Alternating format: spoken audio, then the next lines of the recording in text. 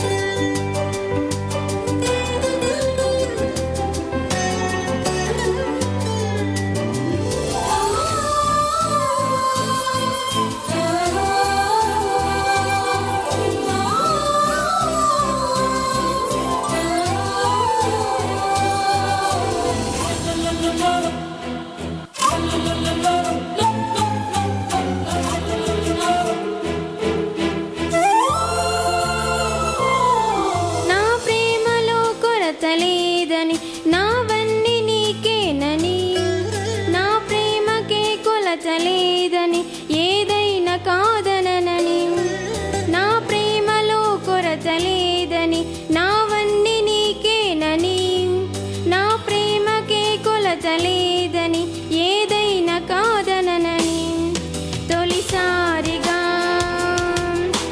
కష్టపడ్డాను నీ కోసం నేను చూడగా ఆశపడ్డాను ప్రతి నిమిషం తొలిసారిగా కష్టపడ్డాను నీ కోసం నేను చూడగా ఆశపడ్డాను ప్రతి నిమిషం గగనాలు దాటి రానా నిన్ను చూడగా అరచేతిలోన చెక్కుకున్నాగలేక గగనాలు దాటి రానా నిన్ను చూడగా అరచేతిలోన చెక్కుకు ఆగలేక విన్నావా నాన్న నేనెవరని నీ కోసం ఎదురు చూసే నీ నాన్నని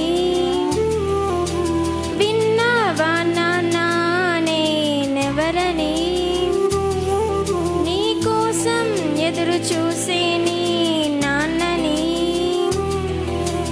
నాలా నిన్ను ప్రేమించేది ఎవరని నాకంటే ప్రేమించే మనుషులు ఎవరని పాట పాడి వినిపించినటువంటి లేఖనకి సంఘం తరపున అభినందిస్తున్నాను. అలాగే మరి ఒక పాట మన మధ్యలో ఉన్నటువంటి చెల్లి ప్రిన్సి వచ్చి పాట పాడి వినిపిస్తుంది. అందరికీ వందనాలు. నిన్ను పోలిన వారెవరు, మేలు చేయు దేవుడవు, నిన్నేనే నమ్మితిన్ నా దేవా. నిన్ను పోలిన వారెవరు, మేలు చేయు దేవుడవు, నిన్నేనే నమ్మితిన్ నా దేవా. నిన్నే నా జీవితమునకు ఆధారము చేసి కొంటిని, నీవు లేని జీవితమంతా వ్యర్థముగా పోవునయ్యా. నిన్నే నా జీవితమునకు ఆధారము చేసుకొంటిని, నీవు లేని జీవితమంతా వ్యర్థముగా పోవునయ్యా. ఎల్ షదాయ్ ఆరాధన, ఎలోహీం ఆరాధన, అడోనాయ్ ఆరాధన, యేషువా ఆరాధన. కృంగి ఉన్న నన్ను చూచి కన్నీటిని తుడచితివయ్యా. కంటి పాప వలె కాచి కరుణతో నడిపితివయ్యా. కృంగి ఉన్న నన్ను చూచి కన్నీటిని తుడిచితివయ్యా. కంటి పాప వలె కాచి కరుణతో నడిపితివయ్యా. ఎల్ షదాయ్ ఆరాధన, ఎలోహీం ఆరాధన, అడోనాయ్ ఆరాధన, యేషువా ఆరాధన. మరణపు మార్గమందు నడిచిన వేలయందు వైద్యునిగా వచ్చి నాకు మరో జన్మనిచ్చితివయ్యా. మరణపు మార్గమందు నడిచిన వేలయందు వైద్యునిగా వచ్చి నాకు మరో జన్మనిచ్చితివయ్యా. ఎల్ షదాయ్ ఆరాధన, ఎలోహీం ఆరాధన, అడోనాయ్ ఆరాధన, యేషువా ఆరాధన. ఎల్ షదాయ్ ఆరాధన, ఎలోహీం ఆరాధన, అడోనాయ్ ఆరాధన, యేషువా ఆరాధన. పాట పాడి వినిపించినటువంటి సహోదరి మరి ప్రిన్సీ గారికి సంఘం తరపున వందనాలు తెలియజేస్తున్నాను. మరి ఒక పాట మరి గౌతమ్ వచ్చి పాట పాడి వినిపిస్తాడు.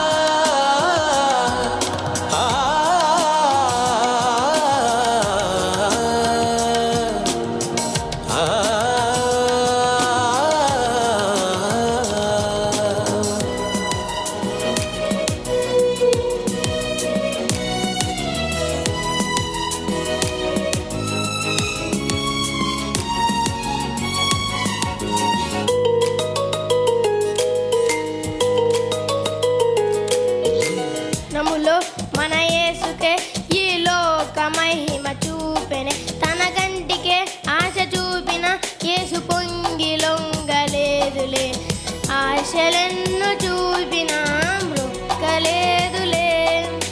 తండ్రినే సేవించమని యేసు చెప్పెనే.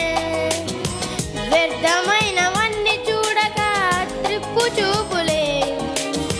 వాక్యమే చూడడానికే దృష్టి ఇచ్చెనే. గర్వపు చూపులే నీకు శిక్షలే తెచ్చులే. అదృశ్యములైనవే నిత్య మహిమను తెచ్చులే. నీవు చూడడానికే కన్నులు, నీవు చదవడానికే పదములు. నీవు చూడడానికే కన్నులు, నీవు చదవడానికే స్వరములు.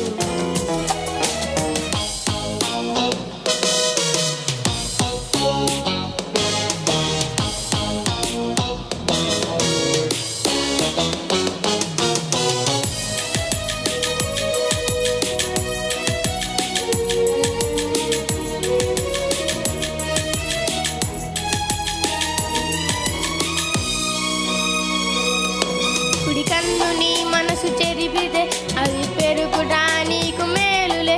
రెండు కనులతో కలుగు బాధ కంటే ఒక కంటితో చేరు స్వర్గమే. నరుల దృష్టి ఎంత చూచినా తృప్తి కాదులే. హృదయ శుక్తితోన తండ్రిని చూచెదవులే. నీ కన్నులే దీపమై దేహమై వెలితే నీకే స్వర్గమే. నీవు చూడడానికే కన్నులు, నీవు చదవడానికే పెదవులు. పాట పాడి వినిపించినటువంటి మరి గౌతమ్కి సంఘం తరపున అభినందిస్తున్నాను. అదేవిధంగా మరొక పాట మరి శాంతి గారు వచ్చి పాట పాడి వినిపిస్తారు.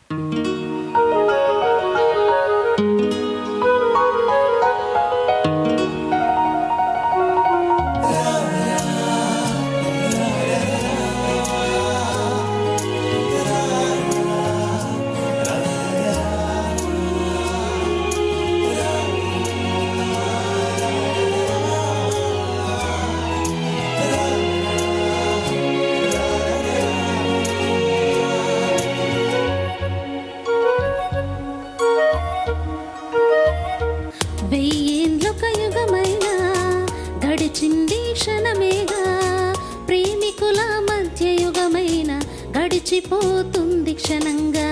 దూరమైతే క్షణమైన భరించే యుగమేగా. ఆకర్షణ ఉన్న చోట యుగమైన గడుచు క్షణంగా. ఆకర్షణ దూరమైతే క్షణమైన గడుచు యుగంగా.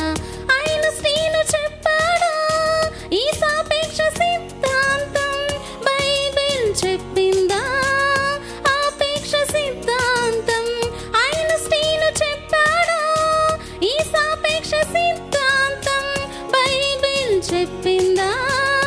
ఆపేక్ష సిద్ధాంతం క్రమం తప్పక చదవమన్నాడు బైబిల్ అతడు. మహాశాస్త్రం నేర్చుకున్నాడు బైబిల్ నుందతడు. క్రమం తప్పక చదవమన్నాడు బైబిల్ అతడు.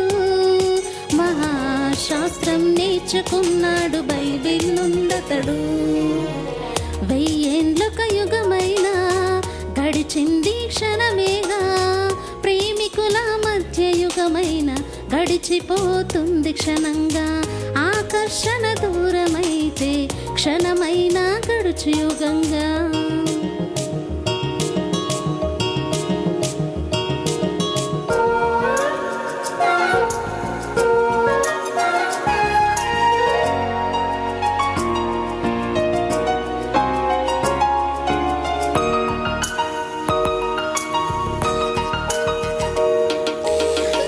దేశాల మధ్య కాలమే వేరని నీకు తెలుసు.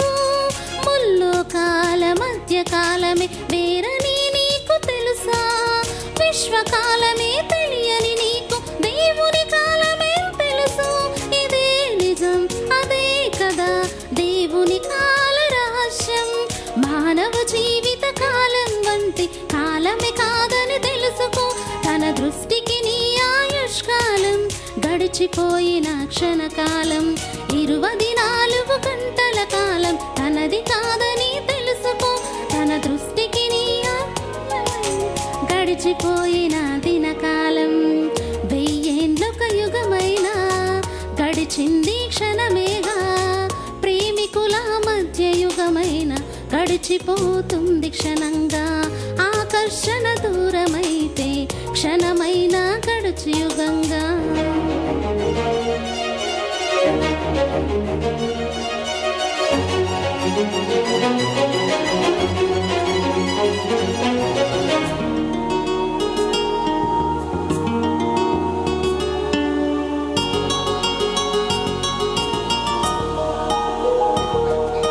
ప్రేమ విఫలమైతే బాధలా ఉంటుందో నీకు తెలుసు.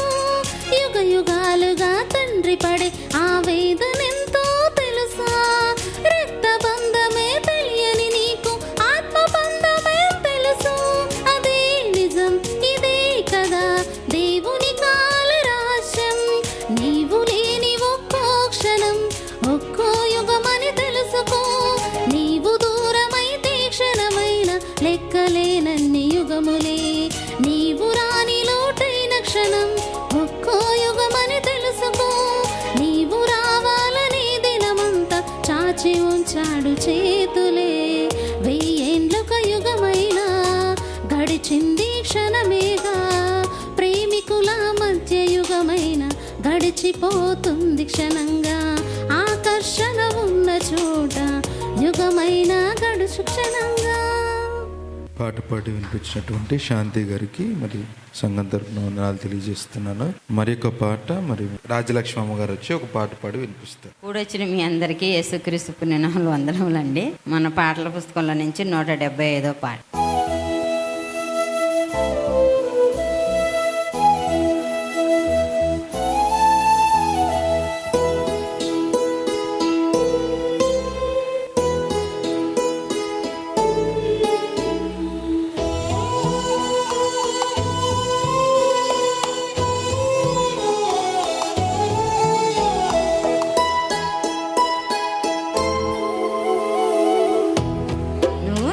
తెలిసింది ఓ తల్లి అనుభవం, నువ్వు పుట్టాకే తెలిసింది ఓ తండ్రి అనుభవం. పుట్టాకే తెలిసింది బిడ్డ పేగు బంధము. దేవుడు తెలిపాడు గర్భం పండించి తల్లి తండ్రి బంధము. ఇలా తెలిపాడు, ఇలా చూపాడు, తన ప్రేమే నీలో ఉంచాడు. తల్లి తండ్రిగా నిన్ను చేశాడు.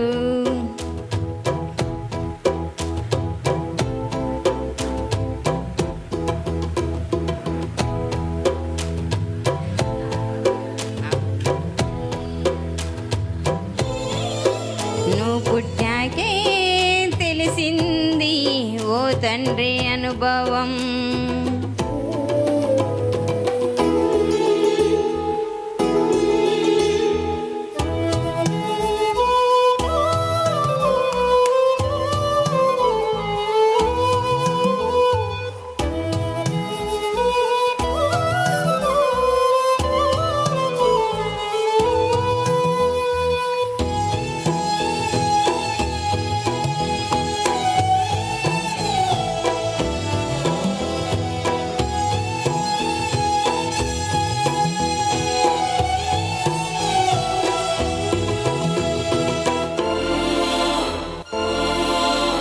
నువ్వు ఒడిలోకి వస్తావని మోసానురా నవమాసాలు, నా చేతులతో తాకాలని అడిగానురా.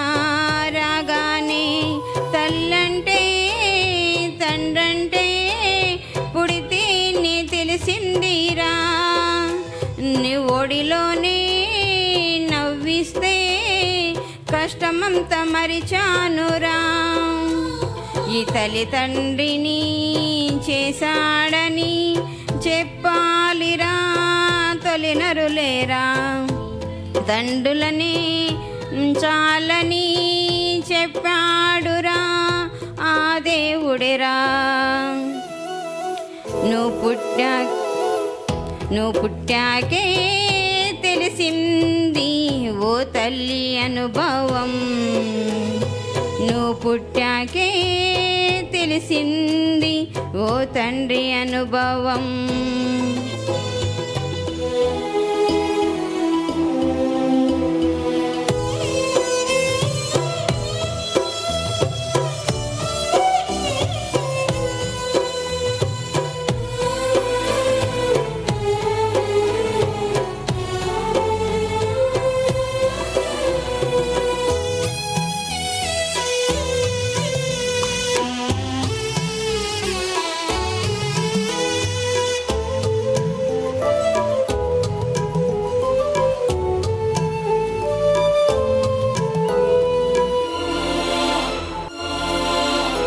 ఏ అవయవాలు చేయాలని అమ్మా నాన్న అనుకోలేదురా, మా రూపంలో కావాలని అనుకున్నా పుట్టటలేదురా. జన్మంటూ జరిగిందంటే ఆ దేవుని దయ వలనేరా. నీకమ్మంటూ బ్రతికుందంటే ఆ దేవుని సెలవేనురా. ఈ జీవితం నా దేవుడే ఇచ్చాడని చెప్పాలిరా. ఇది చెప్పాలని ప్రతి మనిషిని పుట్టిస్తాడుగా ఆ దేవుడేరా. నువ్వు పుట్టాకే తెలిసింది ఓ తల్లి అనుభవం. నువ్వు పుట్టాకే తెలిసింది ఓ తండ్రి అనుభవం. పుట్టాకే తెలిసింది బిడ్డ పేగు బంధము. దేవుడు తెలిపాడు గర్భం పండించి తల్లి తండ్రి బంధము. ఇలా తెలిపాడు, ఇలా చూపాడు, తన ప్రేమే నీలో ఉంచాడు, తల్లిదండ్రిగా నిన్ను చేశాడు. నువ్వు పుట్టాకే తెలిసింది ఓ తల్లి అనుభవం. నువ్వు పుట్టాకే తెలిసింది ఓ తండ్రి అనుభవం. Thank you. పాట పాడి వినిపించినటువంటి మరి రాజలక్ష్మమ్మ గారికి సంఘం తరపున వందనాలు తెలియజేస్తున్నాను. మరి ముఖ్యమైన సమయంలోకి వచ్చామండి. దయచేసి మీ సెల్ ఫోన్స్ ఒకసారి చెక్ చేసుకోండి. ఫ్లైట్ మోడ్లో కానీ సైలెంట్ మోడ్లో కానీ పెట్టుకోవాల్సిందిగా కోరుచున్నాను. మరి ముందుగా వాక్యపట్నం చేసుకుందాం. వాక్యపట్నంగా మత్తయి సువార్త 13వ అధ్యాయము 51 నుంచి 55 వరకు మరి తమ్ముడు సూర్య చదివి వినిపిస్తాడు. అదేవిధంగా మత్తయి సువార్త 13వ అధ్యాయము 56 నుంచి 58 వచనాలు శాంతి గారు చదివి వినిపిస్తారు.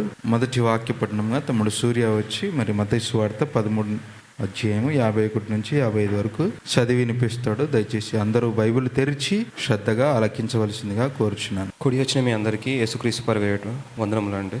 మత్తయి సువార్త 13వ అధ్యాయము 51వ వచనం. వీటన్నిటినీ మీరు గ్రహించితిరా అని వారిని అడుగగా వారు గ్రహించితిమనిరి. ఆయన అందువలన పరలోక రాజ్యములో శిష్యుడిగా చేరిన ప్రతి శాస్త్రియు తన ధనావిధిలో నుండి క్రొత్త పదార్థములను పాత పదార్థములను వెలుపలకి తెచ్చి ఇంటి యజమానుని పోలి ఉన్నాడని వారితో చెప్పాను. యేసు ఈ ఉపమానమును చెప్పి చాలించిన తరువాత ఆయన అక్కడ నుండి వెళ్ళి స్వదేశమునకు వచ్చి సమాజ మందిరములలో వారికి బోధించుచుండెను. అందువలన వారు ఆశ్చర్యపడి ఈ జ్ఞానమును ఈ అద్భుతములను ఇతనికి ఎక్కడి నుండి వచ్చినని, ఇతడు వడ్లవాని కుమారుడు కాడా? ఇతని తల్లి పేరు మరియ కాదా? యాకోబు, యేసేపు, సీమోను, యూదాయను వారు ఇతని సహోదరులు కారా? Thank you. మొదటి వాక్యపట్నాన్ని చదివి వినిపించినటువంటి తమ సహోదరులు సూర్య గారికి సంఘం తరపున వందనాలు. రెండవ వాక్యపట్నంగా మత్తయి సువార్త 13వ అధ్యాయము 56 నుంచి 58 వచనాలు శాంతి గారు చదివి వినిపిస్తారు. వాక్యపఠనం చేసుకుందామండి. మత్తయి సువార్త 13వ అధ్యాయము 56 నుంచి 58 వచనాలు. ఇతని సహోదరి మనులందరూ మనతోనే ఉన్నారు కారా, ఇతనికి ఈ కార్యములన్నీ ఎక్కడి నుండి వచ్చనని చెప్పుకొని ఆయన విషయమై అభ్యంతరపడిరి. అయితే యేసు ప్రవక్త తన దేశములోను తన ఇంటను తప్ప మరి ఎక్కడనైనాను ఘనహీనుడు కాడని వారితో చెప్పాను. వారి అల్ప విశ్వాసమును బట్టి ఆయన అక్కడ అనేకమైన అద్భుతములు చేయలేదు. Thank you. వాక్యపట్నాన్ని చదివి సహకరించినటువంటి మరి శాంతి గారికి సంఘం తరపున వందనాలు తెలియజేస్తున్నాను. మరి ఒకసారి మీ సెల్ ఫోన్స్ ఒకసారి చెక్ చేసుకుని ఫ్లైట్ మోడ్లో సైలెంట్ మోడ్లో పెట్టుకోవాల్సిందిగా కోరుచున్నాను. మరి ఈ విలువైన సమయాన్ని వాక్యాన్ని ఉపదేశించవలసిందిగా సహోదరుడు వెంకట్ గారికి ఈ సమయాన్ని అప్పగిస్తున్నాను. పరలోకమందున్న మా తండ్రి, మీరు ఇచ్చిన ఈ అవకాశాన్ని బట్టి మీ కృతజ్ఞతాస్తుతులు చెల్లించుకుంటున్నాను తండ్రి. మేము నేర్చుకోబోయే సంగతులు, మేము వినబోయే సంగతులు మా హృదయంలో భద్రపరుచుకున్నట్టుకు మాకు శక్తిని, బలాన్ని దయచేయండి తండ్రి. అలాగే మేము సమయోచితముగా మీ వాక్యాన్ని ఆలోచించి జ్ఞానించి మరి మీ వాక్యపు భావాన్ని గుర్తెరుగుటకు మాకు సహాయం చేస్తారని నమ్ముతూ యేసుక్రీస్తు వారి పరిశుద్ధ నామంలో ఈ ప్రార్థన అడిగి వేడుకుంటున్నాను తండ్రి, ఆమేన్. ప్రియమైన దేవుని పిల్లారా, మరి ఈ రోజు మనం పెట్టుకున్న టైటిల్ ఏంటంటే ఏమండి, రాజవంశంలో రాజమాతలకు దక్కిన రాజవంశం అనగానే మన రాజు ఎవరు? యేసుక్రీస్తు వారు మనం రాజుగా అంగీకరించాం, ఆయన ప్రభువుగా అంగీకరించాం. ఆయన వంశంలో యేసుక్రీస్తు వారి వంశంలో రాజమాతలు ఉన్నారండి. ఎవరున్నారండి? రాజమాత అంటే రాజు యొక్క తల్లి అని, లేదంటే రాణి అని కూడా అనొచ్చే. రాజు యొక్క తల్లి అంటే యేసుక్రీస్తు వారి వంశంలో కొంతమంది తల్లులు ఉన్నారు. ఆ తల్లులకి కొన్ని గౌరవాలు దక్కినాయి అని మనం ఆలోచించడానికి ఈ రోజు ప్రయత్నిస్తున్నాం. అయితే ప్రియమైన దేవుని పిల్లలారా, రాజు వంశము అనగానే వేరే బైబిల్లోకి మనం వచ్చినప్పుడు మన రాజుల కాలాన్ని, రాజుల యొక్క చరిత్రని మనం ఆలోచించగలిగితే ముందుగా వంశావళిలో ఎవరెవరు టచ్ అవుతున్నారో చూసుకుంటూ మత్తయి సువార్త మొదటి అధ్యాయం 1వ వచనాన్ని చదవండి. అబ్రహాము కుమారుడగు దావీదు కుమారుడైన యేసుక్రీస్తు వంశావళి. అబ్రహాము కుమారుడు ఎవరండి? ఇస్సాకు కుమారుడు, యాకోబు కుమారుడు, 12 ఇశ్రాయేలీలు. ఇక్కడ ఏమంటున్నారు? అబ్రహాము కుమారుడు దావీదు ఎలా అవుతాడు? ఆలోచించాలి కదా. అంటే ఎవరైతే వంశావళి గురించి మాట్లాడుతున్నారు చూడండి, చివరి మాట చదవండి. అబ్రహాము కుమారుడగు దావీదు కుమారుడైన యేసుక్రీస్తు వంశావళి అంటారు. అంటే యేసుక్రీస్తు వంశావళి రావడానికి ఇదిగో అబ్రహాము ఒక కారణము, దావీదు గారు ఒక కారణము అని మనకు తెలుసు. ఎందుకంటే అబ్రహాము గారు దగ్గర నుంచి విశ్వాసులకి తండ్రి అబ్రహాము గారు. ఇప్పుడు మనం విశ్వసిస్తున్నామంటే మనకు కూడా తండ్రి ఎవరు? అబ్రహాము గారు. అంటే అబ్రహాము గారి అంటే మీరెవరో కూడా చెప్తున్నాను. ఇప్పుడు అబ్రహాము గారి కుమారుడు దావీదు కుమారుడు యేసుక్రీస్తు వంశావళి. మనకి అబ్రహాము తండ్రి అయితే ఇప్పుడు మనం ఎవరు? మాకు వంశం లేదండి, మాకు ఏం తెలియదు అనేమన్నా అనుకుంటున్నారా? మీరేమవుతారు? యేసుక్రీస్తు వంశావళి, అంతే కదండి. యేసుక్రీస్తు వంశావళినా మనం విశ్వసించాం కాబట్టి విశ్వాసులకు తండ్రి ఎవరు? అబ్రహాము గారు. అబ్రహాము కుమారుడగు దావీదు ఎలా అయ్యాడు? అబ్రహాము కుమారుడగు దావీదు విశ్వాసమును బట్టి. ఓకేనా? అబ్రహాము గారి సంతానంలో నుంచి వచ్చిన సంతానమే, అంతే కదా. అబ్రహాము కుమారుడు ఎవరు? ఇస్సాకు కుమారుడు యాకోబుకి 12 మంది. అందులో యోధా అనే అతను పెద్ద అతను. యోధా గోత్రంలో నుంచి వచ్చిన వారే యేసుక్రీస్తు, దావీదు. ఓకేనా? ఇలా ఈ వంశావళిని టచ్ చేసుకుంటూ అబ్రహాము కుమారుడగు దావీదు కుమారుడైన యేసుక్రీస్తు వంశావళి అని చెప్తున్నారు. మీ కింద అదే ఉంటుంది. అయితే వీళ్ళందరినీ ఈ 12 గోత్రాల వారు ఉన్నారు కదా, ఈ 12 గోత్రాల వారిని ఏకరాజ్యంగా పరిపాలించి దావీదు గారు నెక్స్ట్ సొలొమోన్. 6వ వచనాన్ని యెషయి రాజైన దావీదును కనెను. ఉరియా భార్యగా నుండిన ఆమె యందు దావీదు ఎవరిని కన్నాడంటే, ఇప్పుడు పైనుంచి మీరు కరెక్ట్ గా చూసుకుంటే అందరి పురుషుల పేర్లు ఉంటాయి చూడండి. అబ్రహాము ఇస్సాకును కనెను, ఉన్నాయండి. ఇస్సాకు యాకోబును కనెను, యాకోబు యోధాను కనెను, అతని అన్నదమ్ములను కనెను. యోధా తామారునందు పెరుసును కనెను. ఇక్కడ కూడా ఒక స్త్రీ ఎంటర్ అయ్యారు. ఓకేనా, ఇక్కడ కూడా ఒక స్త్రీ ఎంటర్ అయ్యారు. అయితే ఇక్కడికి రాజుగా ఉండాలని, ఇంకా సౌలు రాజుగా అవ్వలేదు. ఇది పూర్వపు చరిత్రలో ఈ స్త్రీల గురించి మనం ఆల్రెడీ ఓకేనా. నెక్స్ట్ చదవండి. సొలొమోను ముందు 3వ వచనం. యోదా తామారునందు పెరుసును జెరూహును కనెను. పెరుసు ఎఫ్రోమును కనెను. ఎస్రోము ఆరామును కనెను. ఆరాము అమ్మినాదాబును కనెను. అమ్మినాదాబు, అక్కడ పురుషుల పేర్లే కనిపిస్తున్నాయి మీకు. ఓకేనా, చూసారా, అవన్నీ పురుషుల పేర్లే కనిపిస్తున్నాయి. అక్కడక్కడ మధ్యలో స్త్రీలు ఎంటర్ అవుతాయి. ఇప్పుడు దావీదు గారు రాజు అయిపోయిన తర్వాత, దావీదు రాజు ఎవరినందు సొలొమోను కన్నారు? ఉరియా భార్య. ఇప్పుడు ఉరియా భార్య గురించి ఎంతమందికి తెలుసండి? తెలుసు కదా, ఆమె ఎలా భార్య అయిందో ఏంటో ఇవన్నీ తెలుసు. అందరికి తెలుసండి? తెలీదమ్మా.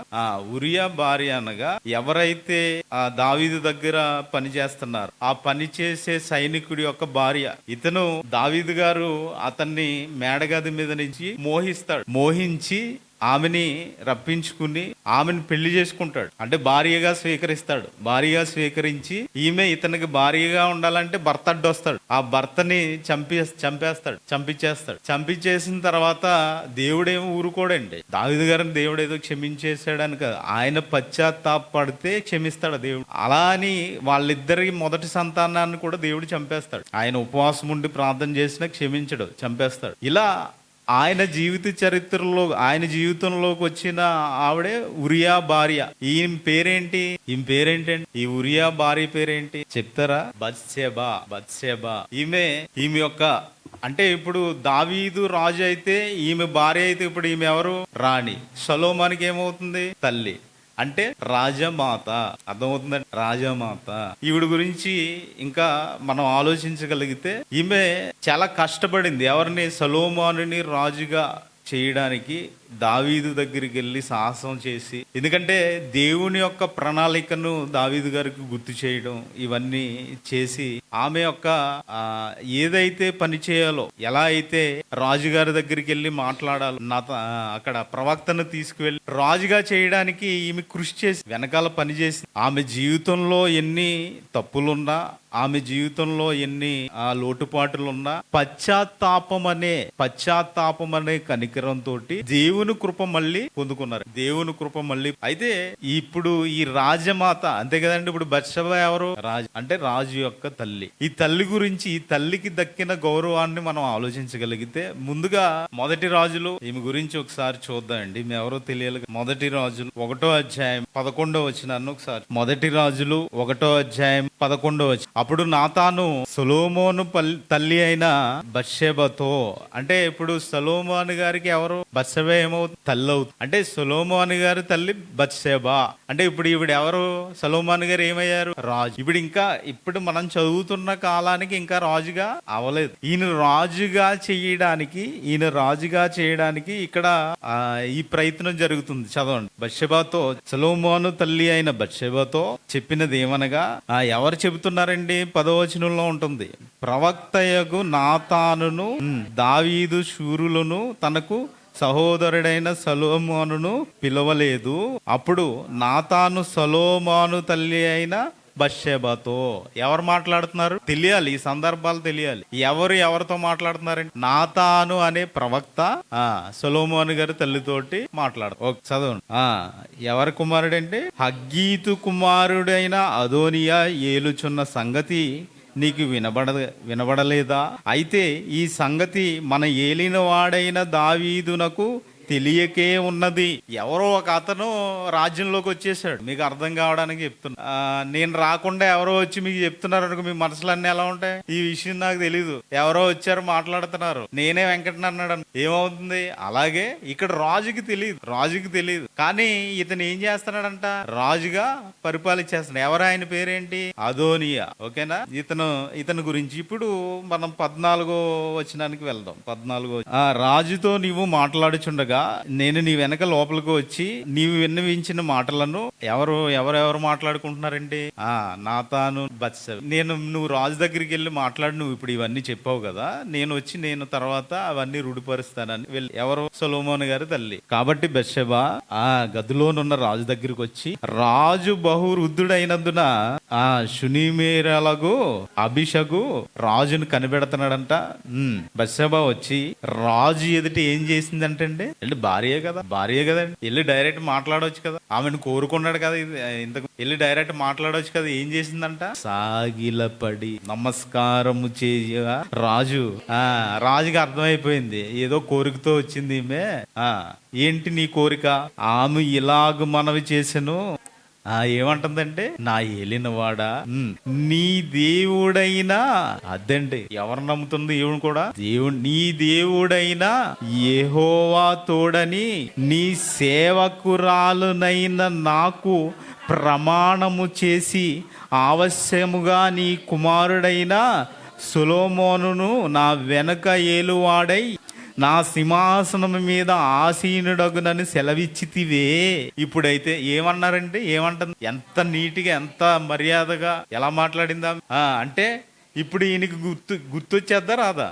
ఈయన ఎంత వృద్ధాప్యంలో ఉన్నా నువ్వు ఇలా అన్నావు కదా అని గుర్తు చేయగానే ఇప్పుడు ఏం జరుగుతుంది? ఇప్పుడైతే ఎవరో ఉన్నారంట, అదోనియా ఉన్నాడంట, దావీదుకి దాసురాలు. ఎవరు నమ్ముతున్నారు వీళ్ళందరూ కలిసి? దావీదుకి దాసురాలంటే దావీదు ఎవరు నమ్ముతారో దావీదు రూట్ లోనే ఈమె. అంటే దేవుడు చేసిన వాగ్దానం ఈమెకి తెలుసా తెలియదు. ఇది జరిగిన తర్వాత సొలొమోనుకి పట్టాభిషేకం జరిగింది. అంటే సొలొమోను ఏమయ్యాడు? ఎవరి కారణం అంటే, తల్లి తన కొడుకుని ఏ విధంగా చూడాలనుకుంటుందో ఆ విధంగా చూడడానికి ఎంత ప్రయత్నమైనా భయపడాలి. రాజు దగ్గరికి వెళ్ళడం అంటే మాటలా? అవునా కదండి. అంటే ఇక్కడ మనం చాలా జాగ్రత్తగా మనం ఆలోచించగలిగితే, సొలొమోను రాజు అవ్వడానికి ఎవరు కష్టపడ్డారంటే తల్లి. ఆ మాటలు చదువుకున్నాం చూసారా ఎలా మాట్లాడుతుందో రాజు దగ్గరికి వెళ్ళి. ఏమంటున్నారు? నా ఏలినవాడా, నీ దాసురాలిని నేను, నీ దాసురాలిని నువ్వు ఏం ఇదిగో ఈ వాగ్దానాన్ని మర్చిపోయే దేవుడు ఇచ్చాడు కదా, ఈ వాగ్దానాన్ని మర్చిపోయావు. అంటే సొలొమోను రాజు అవ్వడానికి ఎవరి కారణం? బత్షెబ. ఇతను రాజు అయిపోయాడు, ఈమె కూడా రాజమాత, అంతే కదండి. రాజు తల్లి ఏమవుతుంది? రాజు తల్లి అని పిలుచుకుందాం, ఓకే. ఈ రాజు తల్లి ఉంది అప్పటికే. ఇప్పుడు ఈమెకి ఏం దక్కింది? గౌరవం ఏంటి? ఇంత కష్టపడింది, రాజు దగ్గరికి వెళ్ళింది, రాజు దగ్గర మాట్లాడింది, అన్ని చేసింది, ఈమెకి ఏం గౌరవం దక్కింది? కొడుకు ద్వారా ఏమైనా గౌరవం ఏమైనా దక్కిందా అని మనం ఆలోచించగలిగితే 2వ అధ్యాయానికి వెళ్ళండి. 2వ అధ్యాయము 19వ వచనం. 2వ అధ్యాయం. బత్షెబ రాజైన సొలొమోను యొద్దకు అదోనియా పక్షమున చెప్పుటకు వచ్చినప్పుడు రాజు లేచి ఏం చేస్తున్నాడని చాలా జాగ్రత్తగా గమనించండి. వచనాలు చాలా జాగ్రత్తగా గమనించండి. రాజు ఏం చేశాడంటే లేచి నిలబడ్డాడు ఫస్ట్. ఆమెకు ఎదురుగా వచ్చి ఏం చేశాడంటే, అంటే ఈయనే తోడుకు నిలిపోయాడు. ఎక్కడికి?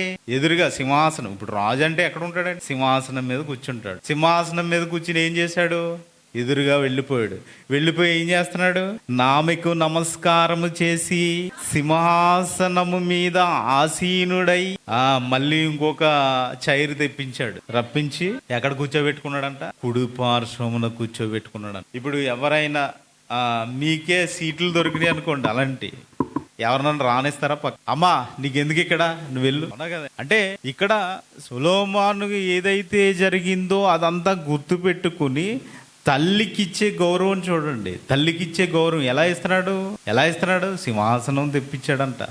ఏం తెప్పించాడని ఉందని చూడండి అక్కడ. ఆసనము తెప్పించి తన తల్లి కొరకు ఆసనం ఒకటి రప్పించి ఎక్కడ వేయించాడంట? ఈ ఎడమ కాదు. మీకు బైబిల్లో ఎడమ కుడి అనేసరికి చాలా అర్థాలు ఉంటాయి. ఎడమ వైపు ఉన్న వారిని ఏమంటాడు? మేకలు అంటాడు. కుడివైపు ఉన్న వారిని గొర్రెలు అంటాడు. ఇవి ఎక్కడికి వెళ్తాయి తెలుసు కదా మీకు. కుడివైపున సింహాసనం వేయించి ఆసనం వేయించి ఏం చేశాడంట? కూర్చోబెట్టి ఇప్పుడు ఏమంటుందంట? చిన్న మనవి చేయగోరుచున్నాను, నా మాట తోసివేయకము. ఆమె చెప్పగా రాజు నా తల్లి అంటే, నా తల్లి అంటలేదు అక్కడ చూడండి, పైన దీర్ఘం ఉంది. నా తల్లి చెప్పుము, నీ మాట త్రోసివేయనగా ఆమె చెప్తుందండి. అంటే ఇప్పుడు ఈమె మాట ఏమైనా రాజుగా ఈయన త్రోసేస్తున్నాడా? అంటే ఇప్పుడు సొలొమోనుని నడిపిస్తున్నది ఎవరు? తల్లి భక్తురాలండి. తల్లి ఏంటి? దాసురాలు. తల్లి దేవుణ్ణి కొనియాడుతుంది. తల్లి దేవుని భక్తిలో పెరిగింది. పశ్చాత్తాపడ్డారు వాళ్ళు. దావీదు గారు కూడా పశ్చాత్తాపడ్డారంటే, అంటే దావీదు గారిని చూసి ఈమె కూడా ఏం చేసి ఉంటుంది? ఆదాములు పండు తినలేదా? ఇద్దరు కలిసి తిన్నారా? తినలేదా?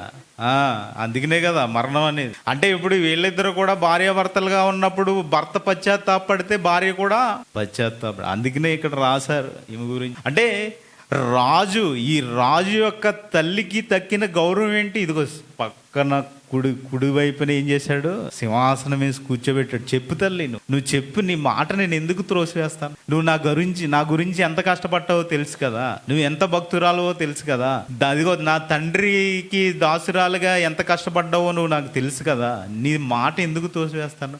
నువ్వే నిర్ణయం తీసుకున్నా మంచి నిర్ణయం తీసుకుంటావు. తల్లి ఇలా ఉండాలి. ఒక రాజుగా ఉన్న రాజే ఆమెని గౌరవిస్తున్నాడంటే ఆమెకి దక్కిన గౌరవం ఏంటి సమాజంలో? అంటే తల్లి ఎంత భక్తిగా ఉండుంటుంది, దేవునికి ఎంత దాసురాలుగా ఉండుంటుందో చూడండి. అవునా కదా? అప్పటికి సొలొమోను జ్ఞానే కదండి. ఇలా మనం ఆలోచించుకుంటూ వెళ్తే యోధారాజుల చరిత్రను రాసేటప్పుడు తల్లి పేరుని పక్కన చేర్చడం జరుగుతుంది. ఇశ్రాయేలీల్లో కూడా ఉన్నారు. ఇశ్రాయేల్ 2 భాగాలు విడిపోయినాయి కదా, 2 భాగాలుగా యోధా గోత్రం ఒకటి ఇశ్రాయేలీలుగా విడిపోయారు కదా. ఇశ్రాయేలీల్లో కూడా రాజమాతలు ఉన్నారు. ఒక రాజమాత గురించి మీకు తెలిసిందే, ఆమె ఎవరో? అతల్య తెలుసు కదంటే. ఎవరు ఆవిడే? అత్యంత క్రూరమైన రాజమాత ఆవిడ. తన కుమారుడు అహజ్యా మరణించిన తర్వాత అధికారం కోసం ఏం చేసిందంటే ఈమె తన సంతానాన్నే చంపేసుకుంది అధికారం. అలాంటి క్రూరమైన ఆవిడ రాజమాతే, ఆవిడ రాణి. ఒక రాజు భార్య అంటే క్రూరంగా అన్నమాట. క్రూరంగా సుమారు 6 సంవత్సరాల అక్రమంగా పరిపాలన చేస్తుంది. అంటే ఇలాంటి వారు కూడా ఉన్నారు. వీళ్ళ గురించి తర్వాత మనం ఇప్పుడు చెప్పుకోవచ్చు. అయితే యోధారాజులు మరి ఇలాంటి భక్తి పరులు కావాలి కదండి. భక్తి ఉండాలి కదా. వీళ్ళ పిల్లలు ఎలా పెరిగారో తెలియాలి కదా. చూద్దామా ఒకసారి కొంతమందిని, ఒక 2-3 చూసుకుని మనం ముందుకు వద్దామండి. మొదటి రాజుల గ్రంథం 22వ అధ్యాయం 42వ వచనం. మొదటి రాజుల గ్రంథం యెహోషాపాతు ఏలన ఆరంభించినప్పుడు చదవండి. 20 ఏండ్లు ఏలాడు. అతని తల్లి పేరు ఏంటంటే మెన్షన్ చేశారా? తల్లి పేరు చెప్పారా? ఎందుకు చెప్తున్నారు? ఆలోచించాలి కదండి. తల్లి పేరు, అతని తల్లి పేరు, అతని తండ్రి పేరు అంటే బాగుంటది. అతని తల్లి పేరు అజూబా. ఏం చేశాడంటే ఈయన చదవండి. ఆమె షిమీ కుమార్తె అయి ఉండెను. అతడు తన తండ్రి అయిన ఆసా యొక్క ఆ మార్గములన్నింటినీ అనుసరించి యెహోవా దృష్టికి అనుకూలముగా ప్రవర్తించుచు అంటున్నారు. చూడండి ఏం చేశాడంట? యెహోవా దృష్టికి అనుకూలముగా ప్రవర్తించుచు వచ్చెను. ఎలా ప్రవర్తించాడంటే ఎవరైనా యెహోషాపాతు. ఈయన గురించి మనం యేసుక్రీస్తు వంశావళి అని చదువుకున్నాం కదా. ఈ పేరు ఉందో లేదో చూడండి. ఆయన పేరు మత్తయి సువార్త చూడండి 8వ వచనం, 1వ అధ్యాయం 8వ వచనం. ఆశ యెహోషాపాతును కని. ఇప్పుడు యెహోషాపాతుని ఎవరి తల్లి ఎవరు? అజూబా. ఇప్పుడు ఈమె పెంచిందంటారా పెంచలేదంటారా? ఎవరి దగ్గర పెరుగుతారండి పిల్లలు? తల్లి దగ్గరే పెరుగుతారు. అంటే తల్లి భక్తిని చూసి మనం చదువుకున్నాం చాలా సందర్భాల్లో. తల్లి యొక్క భక్తిని చూసి చదువుకున్నాం. ఇప్పుడు యెహోషాపాతు ఎవరు? రాజు. ఇప్పుడు రాజు తల్లి అజూబా ఏమవుతుంది? రాజమాత, రాజు తల్లి. అంతే కదండి. అంటే ఈ రాజమాత చేతుల్లో పెరిగిన యెహోషాపాతు ఎలా ఉన్నాడంట? చూడండి చివరి మాట 43వ వచనం. యెహోవా దృష్టికి అనుకూలముగా ప్రవర్తించుచూ వచ్చెను. యెహోవా దృష్టికి అనుకూలముగా ప్రవర్తించుచూ వచ్చెను. ఏమండి, తల్లి కరెక్ట్ గా ఇదిగో దేవుని యొక్క భక్తిలో గనక పెంచగలిగితే పిల్లల్ని ఏం చేస్తారంట? దేవుని దృష్టికి అనుకూలంగా బ్రతికేస్తారు. అంతే కదండి. రాజు ఏం చేస్తున్నాడు? యెహోవా దృష్టికి అనుకూలంగా బ్రతుకుతున్నాడంట. చేశారు, కొన్ని తప్పులు చేశారు, కానీ ఏం చేస్తున్నాడు ఇక్కడ? యెహోవా దృష్టిలో ఉన్నాడు. మరి మన పిల్లలు యెహోవా దృష్టిలో ఉండేలాగా పెంచగలుగుతున్నామా మనం? ఇంకొక అతను చూద్దామండి. ఇంకొక అతను అదే రెండవ రాజులు 14వ అధ్యాయము 1 నుంచి చదవండి. ఇశ్రాయేలు రాజును యెహోయాహాజు కుమారుడైన యెహోయాషు ఏలుబడిలో 2వ సంవత్సరమందు యూదా రాజును యోవాషు కుమారుడునైన అమజ్యా రాజైను అతడు ఏలన ఆరంభించినప్పుడు 25 ఏండ్ల వాడై యెరూషలేమునందు 29వ సంవత్సరములు ఏలును. 29 సంవత్సరాలు ఏలాడంట ఆయన. అతను తల్లి ఏమంటున్నారండి? మళ్ళీ ఇక్కడ తల్లిని కోడి చేస్తున్నారు చూసారా? రాజుకి చివర తల్లి రిఫరెన్స్ ఇస్తున్నారండి. అతని తల్లి యెరూషలేము కాపరస్తురాలై యెహోయద్దాను. అతని తల్లి పేరేంటంట? యెహోయద్దాను. ఇతను ఏం చేసింది ఈవిడి? అతని తల్లి అంటే ఇతను ఎక్కడ పెరుగుంటాడు? ఎవరండి? ఎవరు పేరేంటి? అమజ్యా. అంటే అమజ్యా తల్లి ఏం పేరు? ఆమె పేరు యెహోయద్దాను. వీళ్ళిద్దరూ అంటే యెహోయద్దాను దగ్గర ఎవరు పెరిగారు? అమజ్యా పెరిగాడు. ఎవరండి ఈయన? రాజు. అంటే ఈయన రాజుగా అధికారం పొందడానికి కానీ, ఈయన రాజు యొక్క క్వాలిటీస్ తెచ్చుకోవడానికి కానీ, ఈయన కష్టపడిన విధానం చూడడానికి ఎవరు ప్రోత్సహించుంటారంటే?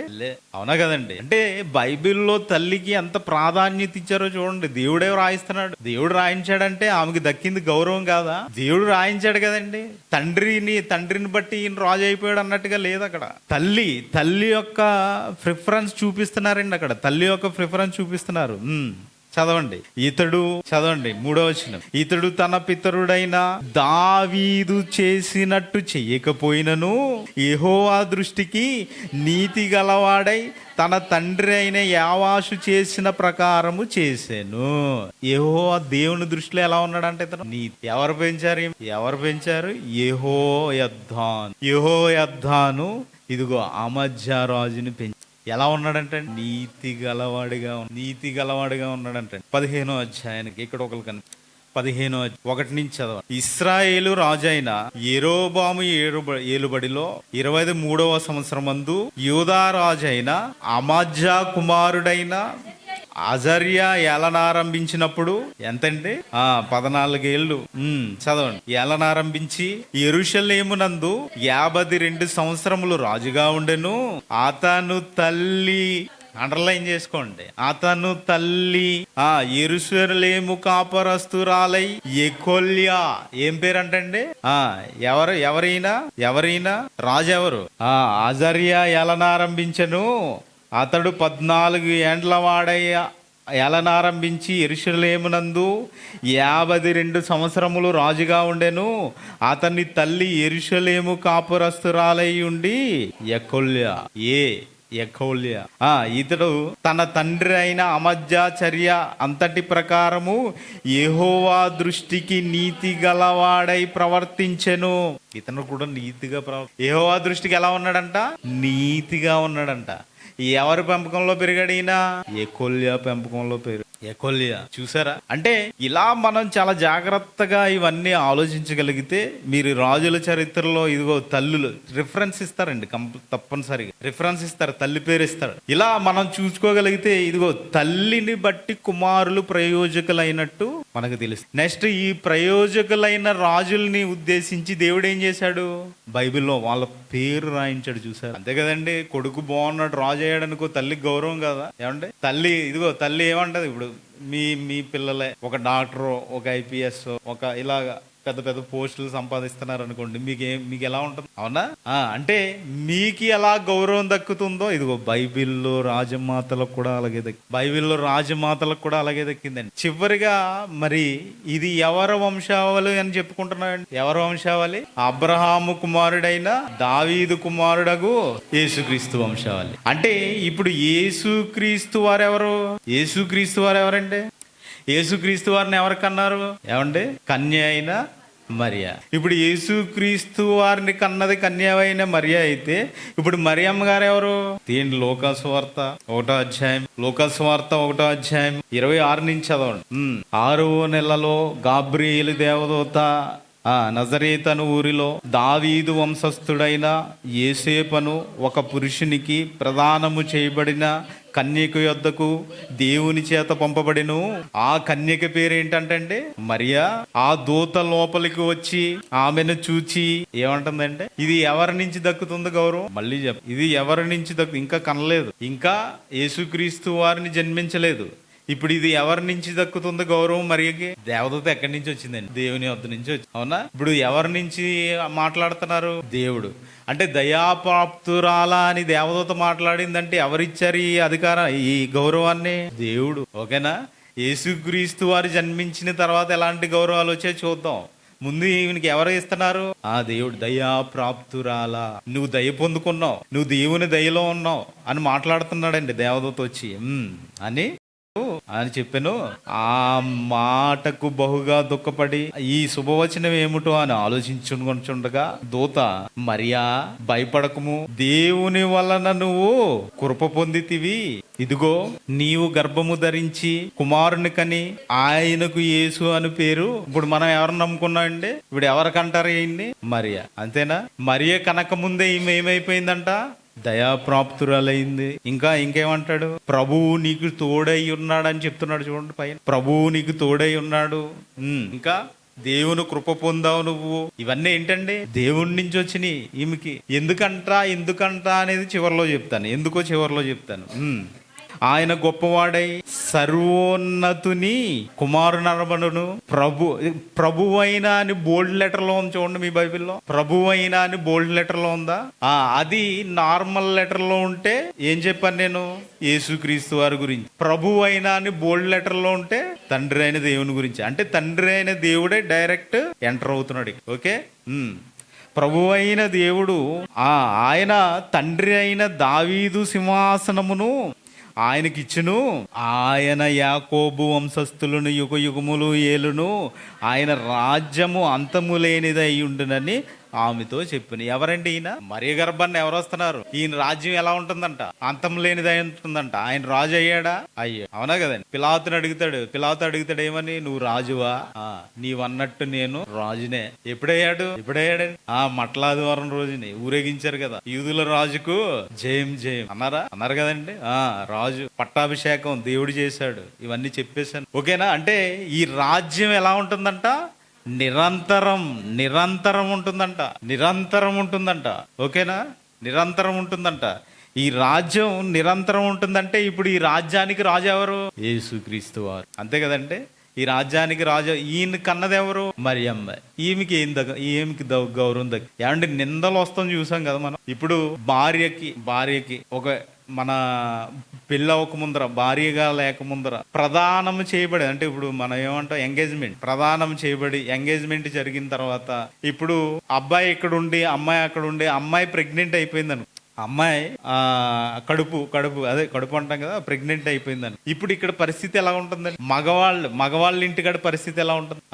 ఆడవాళ్ళ ఇంటికాడ పరిస్థితి ఎలా ఉంటుంది? ఆలోచించండి. ఎందుకంటే ఇప్పుడు ఇది జరిగింది కదా బైబిల్లో, మరియమ్మ గారికి జరిగింది. ఆమె ఎంత బాధ అనుభవించి ఉంటదండి. పరిశుద్ధాత్మ ఇప్పుడు కూడా నిందలేస్తున్నారు కదా, ఇప్పుడు కూడా పరిశుద్ధాత్మ ప్రేరణతో గర్భం ధరించి. ఇప్పుడు ఆమెకు వచ్చిన నిందలు ఎలా ఉంటాయి? ఇప్పుడున్న కాలంలో అర్థం కావడానికి చెప్తున్నానండి.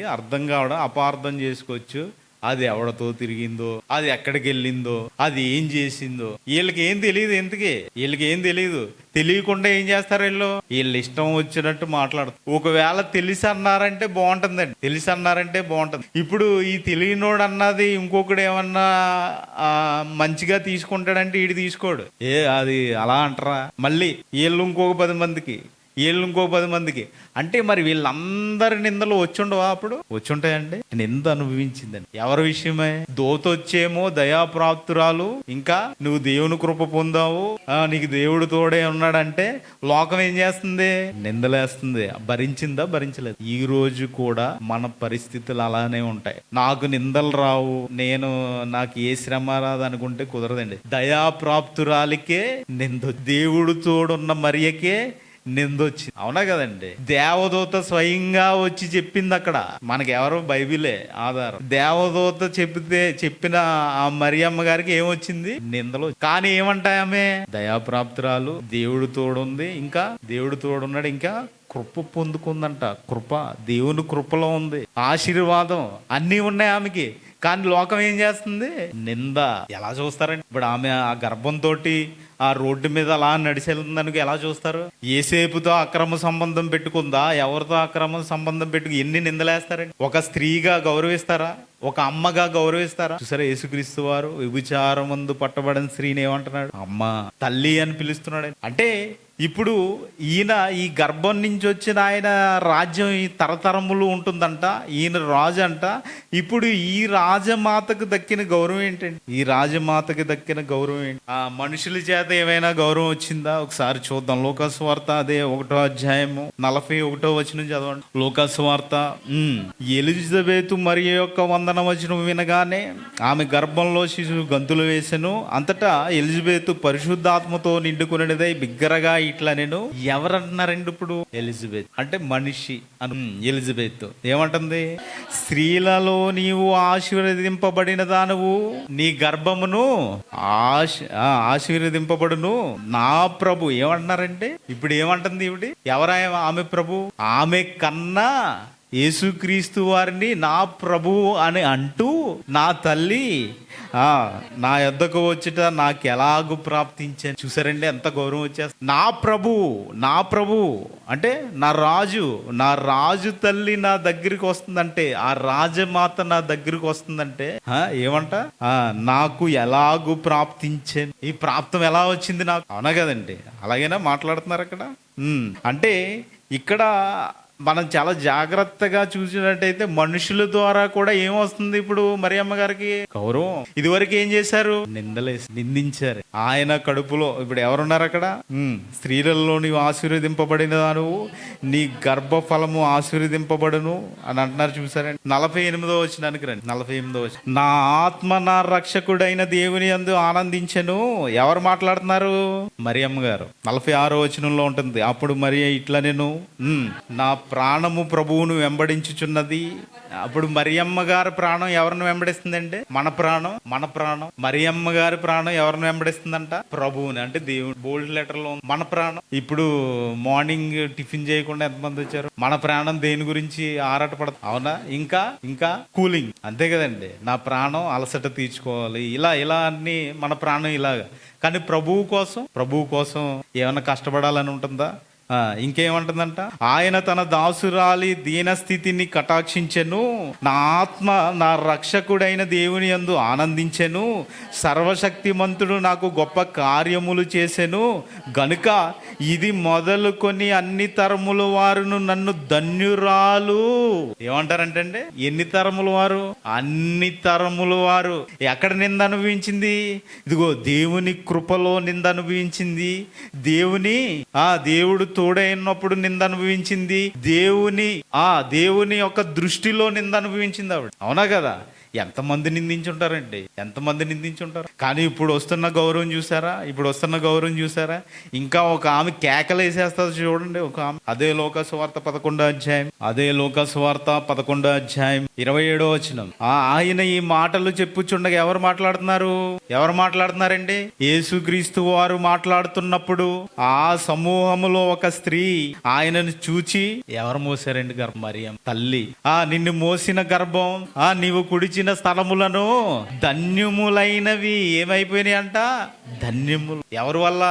యేసుక్రీస్తు వారు. చూసారా సమాజంలో ఎంత గౌరవం వచ్చిందో? యేసుక్రీస్తు వారు అంటే రాజమాత. యేసుక్రీస్తు వారు రాజు కదండి, రాజు యొక్క తల్లి. ఇదిగో గౌరవం దక్కింది. ఎన్ని తరముల వరకు అంట? ఇప్పుడు మనం చదువుకున్నావా? మనం కూడా ధన్యురాలు అంటున్నావా? మన తర్వాత కూడా చదువుకున్న వాళ్ళు ధన్యురాలు అంటే తరతరములు ఆమెని ధన్యురాలే అని పిలుస్తారు. అంతే కదండి. యేసుక్రీస్తు వారిని కూడా ఆమెను గౌరవించకుండా ఏమీ లేరు.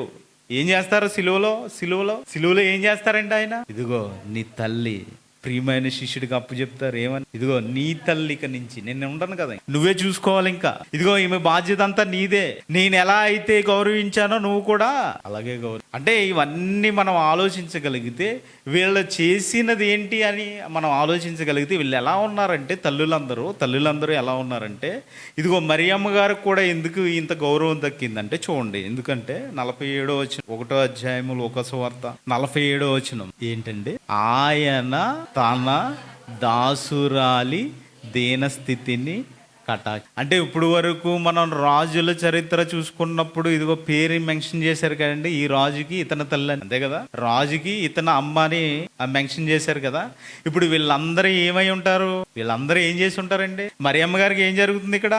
ఆయన తన దాసురాలి దీన స్థితిని కటాక్షించిన. దావీదు గారి దగ్గర బెత్షెబ ఏం చేసింది? నేను నీ దాసురాలి. అంటే దేవునికి దాసురాలుగా తల్లి బ్రతికి పిల్లల్ని పెంచితే ఎలా ఉంటారండి పిల్లలు? రాజులుగా ఉంటారు, అంతే కదండి. ఈ రోజు మన బ్రతుకులు బాలేవనుకో, వాళ్ళ రాజుకులైన యాజక సమూహంలోకి రారు. మీకు అర్థమైందో అర్థం కాలేదు. ఇప్పుడు మనల్ని ఏమంటున్నారండి? రాజులు. మనది ఏ వంశం? రాజుల వంశం. ఈ రాజుల వంశంలోకి మన పిల్లలు కూడా రావాలంటే మనం ఎలా పెంచాలని? దేవుని దాసురాలుగా పెంచాలి. ఎప్పుడైతే మీరు దేవునికి దాసులుగా ఉండి దేవుని దాసురాలుగా పిల్లల్ని పెంచుతారో అప్పుడు వాళ్ళు ఏమవుతారంటే వాళ్ళు కూడా మీ వంశంలో చేర్చబడతారు. లేదంటే ఆలోచించారా ఈ విషయాన్ని? అంటే మీకు గౌరవం దక్కాలంటే దేవుని దగ్గర కానీ ప్రజల దగ్గర కానీ దేవుని గౌరవం కానీ మనుషుల యొక్క గౌరవం కానీ దక్కాలి అంటే మీరు ఎలా ఉండాలి? ఇప్పుడు తల్లులుగా ఎలా ఉండాలండి? ఇదిగో రాజమాతలను కొంతమంది చూసాం కదా, వాళ్ళలాగా దేవునికి దాసులై ఎప్పుడైతే మనం దేవునికి దాసులుగా బ్రతుకుతున్నామో మన పిల్లలను కూడా ఏం చేస్తామండి? దేవునికి దాసులుగా పెంచడానికి ప్రయత్నిస్తాం. అప్పుడు ఇదిగో ఒక మరియమ్మ గారికి దక్కింది కదా గౌరవం. ఏం చేస్తారంట? తరతరములు నువ్వు ధన్యురాలు అంటున్నారండి. అలా ధన్యురాలుగా ఉండగలవా? అలా ధన్యుడిగా ఉండగలదునా ఒక పురుషుడు గాని స్త్రీ గాని? ఏమండి ఈ రోజు మదర్స్ డే జరుపుకుంటున్నారు కదా, మదర్స్ డే చేసుకుంటున్నారు కదా, హ్యాపీ మదర్స్ డే అంటున్నారు కదా. మరి ఈ మదర్ రాజమాతగా మనం ఉండగలదువా? దేవుడు గౌరవించే తల్లిగా మనం నిలబడగలదువా? ఇదిగో లోకం గౌరవించే తల్లిగా మనం నిలబడగలదువా? మరియమ్మ గారిలా చూసాం కదండి, రాజుల చరిత్రలో చూసుకున్నాం కదా. కొంతమంది తల్లులు వాళ్ళు నీతిగా బ్రతికారంట, దేవుని దృష్టికి నీతిగా ఉన్నారంట, దేవుని దృష్టికి అనుకూలంగా ఉన్నారంట. మరి వారిలా మన పిల్లలు పెంచే తల్లుల్లా మనం ఉండగలం? ఏమండి ఉండగలం? రేపు పొద్దున్న మన పిల్లలు ఏమవ్వాలి? మర్చిపోయారా వచనం? రాజులైన యాజక సమూహం అన్నాడు కదా. అంటే మనం కూడా ఏంటి చూడండి ఒకసారి, పేతురు గారు రాసిన మొదటి పత్రిక 2వ అధ్యాయం 9వ వచనం. అయితే మీరు చీకటిలో నుండి ఆశ్చర్యకరమైన తన వెలుగులోనికి మిమ్మును పిలిచిన వాని గుణాతిశయములను ప్రచురము చేయు నిమిత్తము ఆ ఏర్పరచబడిన వంశము రాజవంశము. ఇప్పుడు మీరు ఏమయ్యారు? చీకటిలో నుంచి వెలుగులోకి వచ్చారు. మీరు ఏ వంశం అంట? రాజవంశము. యేసుక్రీస్తు వంశావళిలో మీరు కూడా ఉన్నారు.